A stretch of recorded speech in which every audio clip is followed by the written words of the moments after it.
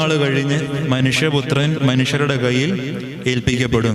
അവരവനെ അടിക്കും, ഉപദ്രവിക്കും, തുപ്പും, ക്രൂശിക്കാൻ ഏൽപ്പിക്കും. മൂന്നാം നാൾ ഉയർത്തെഴുന്നേൽക്കും. ഇത് യാതൊരു ബന്ധവും ഇല്ലാത്ത കാര്യം പറയുന്നതിൻ്റെ ഇടയ്ക്കാണ് കർത്താവ് ശിഷ്യന്മാരോട് പറയുന്നത്. പക്ഷെ അവർക്ക് മനസ്സിലാവുന്നില്ല യേശു എന്തായി പറയുന്നത്. നമ്മൾ ഈ വരികൾക്കിടയിൽ കൂടെ സുവിശേഷം വായിക്കുക എന്ന് പറഞ്ഞാൽ ഇതാണ്. ഇതിൻ്റെ ഉള്ളിൽ യേശു അനുഭവിക്കുന്ന ഒരു ദുഃഖമുണ്ട്. ഞാൻ ഇന്ന ദിവസം മരിക്കുമായിരിക്കും, ഇന്ന ദിവസം മരിക്കാൻ പോവാണ്. കഴിഞ്ഞ ദിവസത്തെ വാർത്തകളിലൊക്കെ നമ്മൾ വായിച്ചു, മനുഷ്യൻ ഇങ്ങനെ സുനിത വില്യംസ് ഉൾപ്പെടെയുള്ളവരെ സ്പേസിലൊക്കെ ഒരു 9 മാസത്തോളം കാലം ചിലവഴിച്ചിട്ട് കൂളായിട്ട് നാട്ടി വന്നു.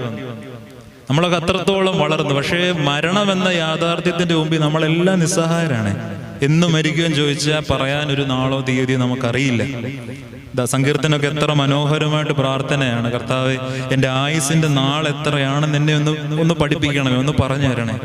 കാരണം 4 വിരൽ ദൂരമേ